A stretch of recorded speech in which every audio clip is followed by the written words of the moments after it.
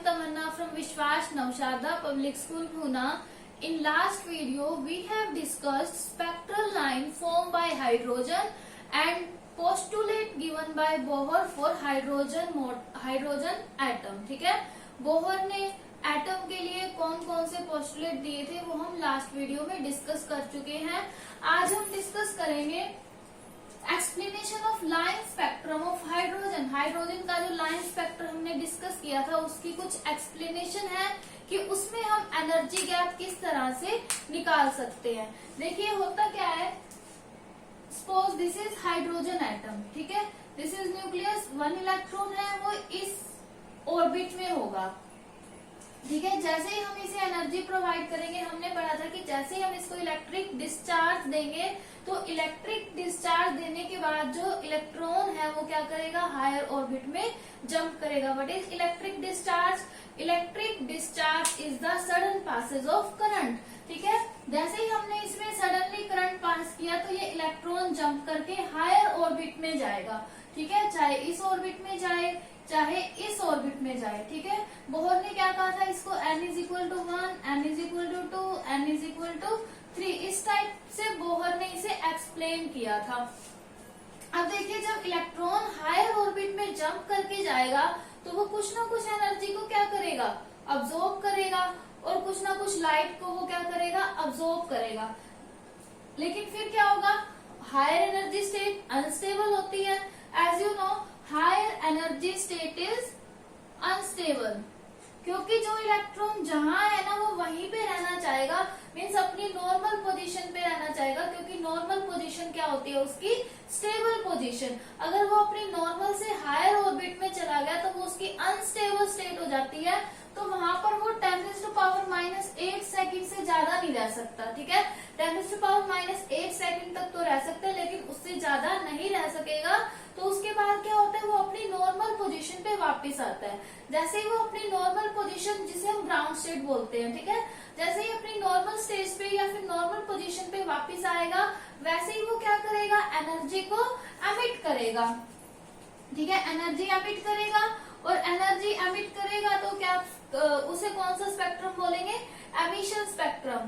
ठीक है, अब देखो हाइड्रोजन के एटम ने कुछ एनर्जी क्या कर ली, अब्सॉर्ब कर ली. जैसे ही हमने उसमें से इलेक्ट्रिक डिस्चार्ज पास कराया था तो कुछ एनर्जी एटम अब्सॉर्ब कर लेगा. तो जो एनर्जी अब्सॉर्ब करेगा ना, तो उस अब्सॉर्ब एनर्जी के द्वारा जो स्पेक्ट्रा फॉर्म होगा उसे हम क्या बोलेंगे, एब्सॉर्प्शन स्पेक्ट्रम. लेकिन जब इलेक्ट्रॉन वापिस आएगा, वापिस आने के बाद जो एनर्जी या फिर रेडिएशन रिलीज होंगी, उनसे जो स्पेक्ट्रा फॉर्म होगा उसे हम क्या बोलेंगे, एमिशन स्पेक्ट्रम. अब बात है लाइन स्पेक्ट्रम की. लाइन स्पेक्ट्रम क्या होता है? लाइन स्पेक्ट्रम होता है कि जब हम गैसियस फेज में, ठीक है, कोई भी एलिमेंट या फिर कोई भी एटम हमारे पास गैसियस फेज में है तो उसमें से हम मतलब उसका एमिशन स्पेक्ट्रा फॉर्म कर रहे हैं, तो उसमें क्या होगा, सारी की सारी जो एनर्जी रेडिएशन है ना वो रिलीज नहीं होंगी. उसमें क्या मिलेगा हमें, कुछ ना कुछ वेवलेंथ वो क्या करेगा, गैस फेज में अब्सॉर्ब कर लेगा, और जो स्पेक्ट्रा मिलेगा हमें वो इस तरह से मिलेगा, डिस्क्रीट लाइंस की फॉर्म में, मीन्स डार्क लाइन की फॉर्म में स्पेक्ट्रा मिलेगा. जो स्पेक्ट्रा होगा वो कॉन्टिन्यूस स्पेक्ट्रा नहीं होगा. जैसे हमें स्प्रेड स्पेक्ट्रा मिलता है वॉयलेट से रेड कलर तक, वॉयलेट से रेड कलर तक हमें पूरा स्पेक्ट्रा नहीं मिलेगा, उसके बीच में हमें क्या मिलेंगी, इस तरह से लाइन्स मिलेंगी. जब इस तरह से लाइन्स मिलती है हमें गैस फेज में तो उसे हम क्या बोलते हैं, लाइन स्पेक्ट्रा.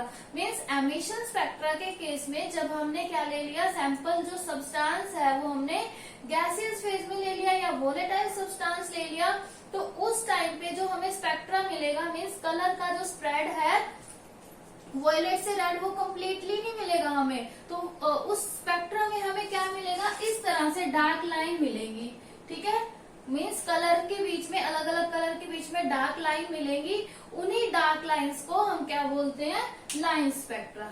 ठीक है, ये स्पेक्ट्रा हम लास्ट वीडियो में डिस्कस कर चुके हैं, बट आज हमने जो डिस्कस करना है, explanation of line spectrum of hydrogen. अब हमने ये पढ़ा था कि जब इलेक्ट्रॉन एक ऑर्बिट से दूसरी ऑर्बिट में जंप करेगा, ठीक है, एनर्जी को अब्सॉर्ब करेगा, और जब वापस आएगा तो एनर्जी को एमिट करेगा.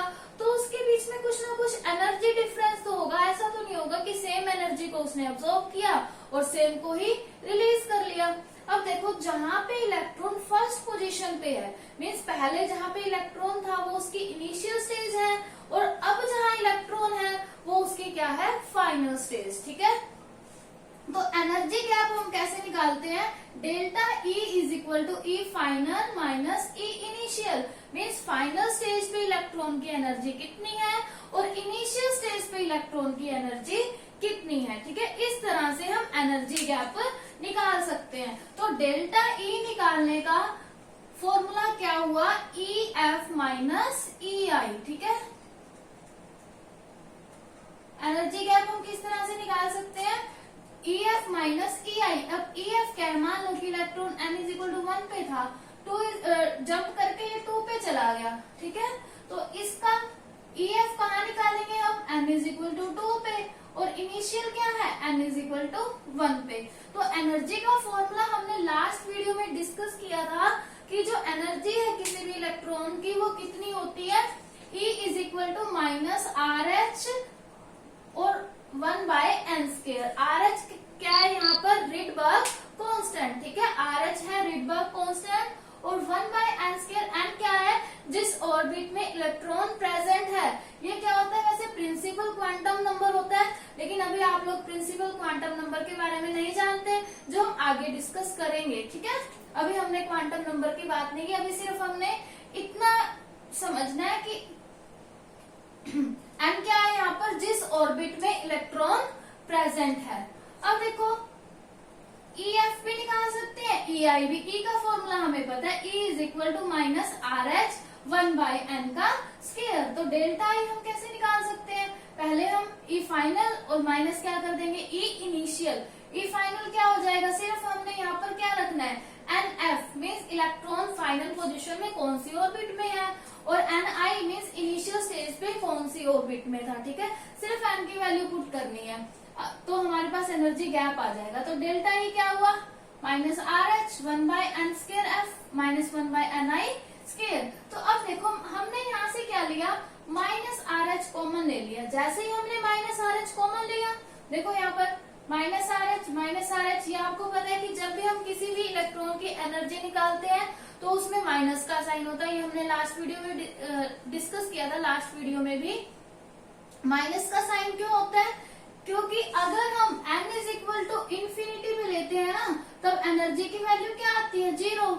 इन्फिनिटी पे जब 0 आ रही है तो बाकी सारी वैल्यू तो उससे स्मॉल होनी चाहिए ना, तो इसीलिए हम माइनस का साइन लेते हैं। अब दोनों में क्या है, माइनस का साइन, तो माइनस RH कॉमन आ गया, अंदर क्या रहा, minus 1 by N square F और 1 बाय NI का स्केयर। तो डेल्टा E क्या हुआ, अगर हम इस माइनस को अंदर शिफ्ट कर दें तो NI पहले आ जाएगा और NF बाद में चला जाएगा। ठीक है, अगर हम रिडबर्ग कांस्टेंट की वैल्यू पुट करें यहाँ पर तो क्या होगा, delta E is equal to 2.18 into 10⁻⁻18 joule. आगे ये तो रहेगा, सिर्फ हमने क्या रखा है, रिडबर्ग कांस्टेंट की वैल्यू पुट किया। RH यहाँ पर क्या है, रिडबर्ग कांस्टेंट है। ठीक है, आगे हम बात करते हैं frequency associate with the absorption and emission of photon. Means जब भी फोटोन अब्सॉर्ब हो रहे हैं या एमिट हो रहे हैं तो उससे क्या होगा, फ्रीक्वेंसी कुछ ना कुछ रिलेट करेगी या फिर उससे एसोसिएट करेगी। अब हमें फ्रीक्वेंसी का फॉर्म, अब हमें ये पता है कि डेल्टा E क्या होता है, h न्यू के इक्वल भी होता है। तो न्यू क्या होता है, फ्रीक्वेंसी, तो न्यू की वैल्यू क्या हो जाएगी, डेल्टा E बाय h। ठीक है, तो न्यू कैसे निकाल लेंगे, h की वैल्यू पुट करके। h यहाँ पर क्या है, प्लैंक्स कांस्टेंट। अब हमें पता है कि प्लैंक्स कांस्टेंट की वैल्यू क्या होती है, 6.626 इंटू 10⁻⁻23। ठीक है, ये क्या होती है, प्लैंक्स कांस्टेंट की वैल्यू। ये पुट करके जब हम यहाँ से निकालेंगे तो हमारे पास जो कांस्टेंट वैल्यू है वो क्या आ जाएगी, 3.29 इंटू 10⁻15। ठीक है, आगे सेम ही है, जब हम किसी न्यूमेरिकल में यूज करेंगे तब हम इनिशियल और फाइनल की वैल्यू पुट कर देंगे। अब देखिए, ये हमने फ्रीक्वेंसी की टर्म में लिखा। अगर हम वेव नंबर की टर्म में लिखना चाहे तो हमें पता है कि वेव नंबर क्या होता है, nu bar is equal to 1 by lambda. ठीक है, न्यू बार क्या होता है, 1 बाय लैम्डा के इक्वल होता है। अब लैम्डा की वैल्यू हमें पता है c बाय न्यू। ठीक है, अगर ये 1 बाय c बाय न्यू है तो ये क्या हो जाएगा, न्यू बाय c। न्यू की वैल्यू हमें पता है, दिस वन।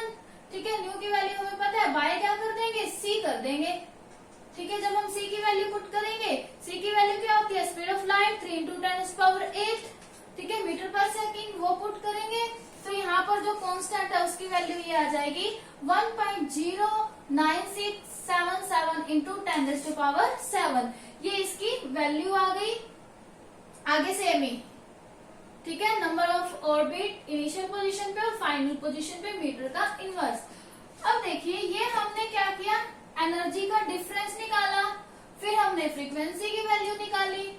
ठीक है, एनर्जी के डिफरेंस से ही फिर हमने क्या निकाला, वेव नंबर की वैल्यू, किससे, एनर्जी के डिफरेंस से। और जो आगे नहीं हुआ है वो आपको पूरे कांस्टेंट सोल्व करके वैल्यू दे दी, सिर्फ आपको न्यूमेरिकल सोल्व कर रहे हैं तो क्या करना है, यहाँ पर इनिशियल और फाइनल की वैल्यू पुट करनी है। आपको ये देखना है कि इलेक्ट्रॉन कहाँ था और जंप करके कहाँ गया, बस इतना सा आपको वैल्यू पुट करनी है, बाकी न्यूमेरिकल अपने आप सोल्व हो जाएगा। ठीक है, आप लोगों को न्यूमेरिकल की भी प्रैक्टिस करनी है जो आपके बुक में गिवन है।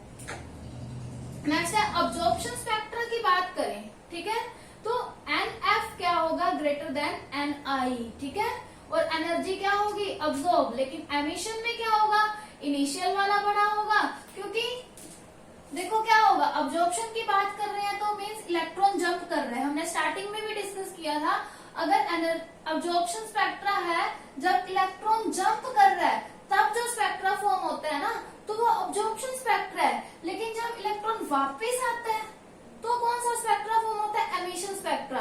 तो वापस आ रहा है तो क्या होगा, इनिशियल बड़ा होगा। ठीक है, और फाइनल क्या होगा, छोटा। वापस आएगा तो अपनी हायर ऑर्बिट से ही वापस आएगा ना, मान लो जंप करके यहाँ चला गया था, 2 पे चला गया था, वापस आएगा तो लेस पे ही आएगा।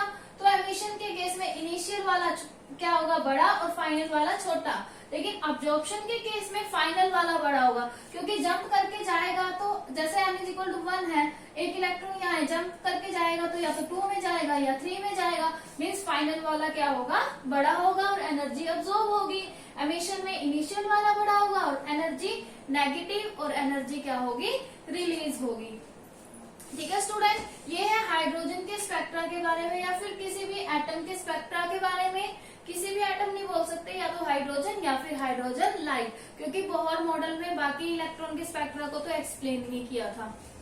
अब देखो, अगर मान लो हाइड्रोजन का लार्ज नंबर ऑफ एटम है तो उसमें क्या होंगे, डिफरेंट पॉसिबल ट्रांजिशन होंगे, अलग अलग ट्रांजिशन हो सकते हैं।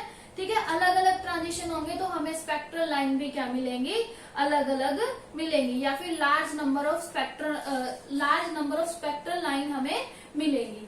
ठीक है स्टूडेंट, अब हम बात करते हैं जो लास्ट वीडियो में हमने डिस्कस किया था, बोहर मॉडल ऑफ एटम, उसकी लिमिटेशन के बारे में बात कर लेते हैं कि जो बोहर का मॉडल था वो फेल क्यों हुआ। ठीक है, बोहर ने क्या बताया था, ये तो आपको पता है कि बोहर ने जो अपना मॉडल दिया था वो किसके बारे में था, या तो हाइड्रोजन के या फिर हाइड्रोजन लाइक एटम, जैसे हीलियम पॉजिटिव, लिथियम 2 पॉजिटिव। ठीक है, उसके बारे में बोहर ने अपना मॉडल दिया था। अब देखो, बोहर ने क्या है, एक तो मल्टी इलेक्ट्रॉन एटम का स्पेक्ट्रा एक्सप्लेन नहीं किया था।